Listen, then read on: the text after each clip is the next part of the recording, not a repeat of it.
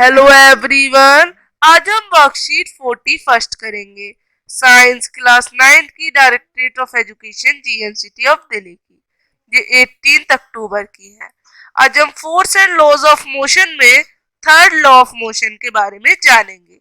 जिज्ञासा दीदी, you told me, आपने बताया था just force always exist in pair, कि फोर्स हमेशा किसी पेयर में रहती है। ये अपोजिट डायरेक्शन में दो डिफरेंट बॉडी में वर्क करती है। पर ऐसा क्यों होता है? तो दीदी बताती है। ज्ञान, इट इज ट्रू, ये सच है दैट जो फोर्स है वो हमेशा एक पेयर में होती है और दोनों साइड्स उसको अपोज करती है, और इसके according with in the third law of motion, तो व्हेन एक ऑब्जेक्ट एक्सर्ट करता है फोर्स दूसरे ऑब्जेक्ट में, तो दूसरा ऑब्जेक्ट फिर से फोर्स लगाता है। These two forces, opposing forces, are equal in magnitude, जिनसे इनका मैग्नीट्यूड इक्वल हो जाता है और डायरेक्शन अलग रहती है। तो ये क्या कर देते हैं, ये एक फोर्स लगा देते हैं। तो फर्स्ट फोर्स क्या होती है, action, and second force reaction. Example, when we kick a football, जब हम एक फुटबॉल में लात मारते किक करते हैं तो हम एक्शन करते हैं, और फिर वो फुटबॉल फिर से रिएक्शन करती है, हमारी तरफ आती है तेजी से, जिससे कि हमारी फ्लाइट हो जाती है किसमें, फुट में। अब जब आप मारेंगे तो आपको थोड़ा दर्द होता है उसके बाद, ये होता है थर्ड लॉ ऑफ मोशन की वजह से। अब एक और example, that to every action there is equal and opposite reaction and they act on different body, ये कहता है third law of motion. Let us consider two spring balance, दो बैलेंस लेते हैं जो कि स्प्रिंग बैलेंस है, स्प्रिंग ए और स्प्रिंग बी, और इनको एक साथ कनेक्ट कर देते हैं। फिक्स करते हैं upper end spring balance A का to end on a table और अ वॉल। अब कीप देम हॉरिजॉन्टली, इन्हें हॉरिजॉन्टली रखें एंड स्ट्रेच करें द अपर एंड। तो हम क्या देखेंगे, इनमें एक्शन एंड रिएक्शन हो रहा है। तो ये क्या हो रहा है, इनकी जो आप नोटिस करेंगे क्या, बैलेंस वो इक्वल होगा। तो इस तरह से थर्ड लॉ ऑफ मोशन यहाँ लगा।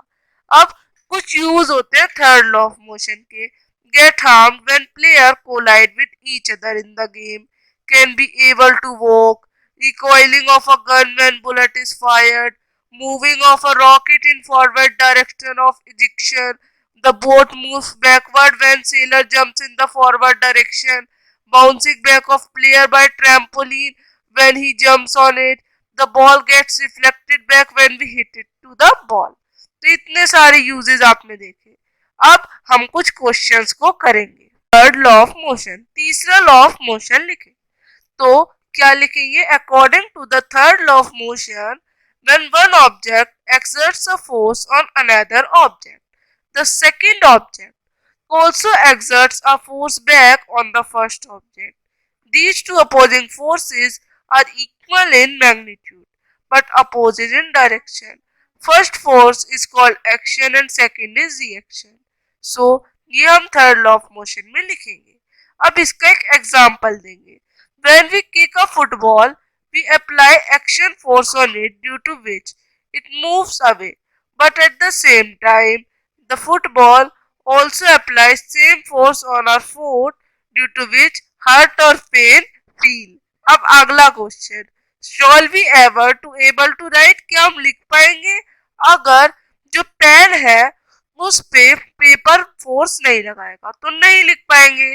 No, we will not able to write if the force we apply on the pen is not reverted by the paper, because if paper revert नहीं करेगा then the ink जो है वो present रहेगी pen में और पेपर पे print नहीं होगी।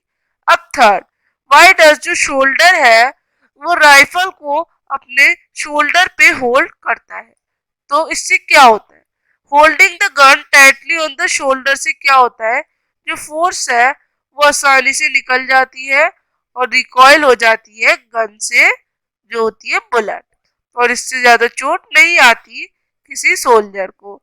अब fourth, write three uses of third law of motion, can be able to walk, recoiling of gun, moving of a rocket in forward direction. The boat moves forward when sailor jumps in forward direction. The ball gets reflected back when we hit it to the wall. अब आपको explain करना है walk कैसे करते हैं third law of motion से। तो Newton क्या कहता है third law of motion? Newton third law of motion state that every action has an equal and opposite reaction. तो इससे क्या पता चल रहा है, जब हम फुट पे पैर रखते हैं तो हम एक एक्शन करते हैं और फिर जो है अर्थ है जहाँ पे हम खड़े हैं वो ग्राउंड कुछ हमें फोर्स अप्लाई करता है, जिसकी वजह से हमारा जो फुट है वो क्या हो पाता है, वो आगे बढ़ पाता है। और ये होता है Newton third law of motion. तो इससे आप चल पाते हैं और आप आगे बढ़ जाते हैं। तो इस तरह से आप ये वर्कशीट कर लेंगे। अब हम मिलेंगे अगली वर्कशीट के साथ, तब तक के लिए बाय। चैनल को लाइक, सब्सक्राइब एंड शेयर।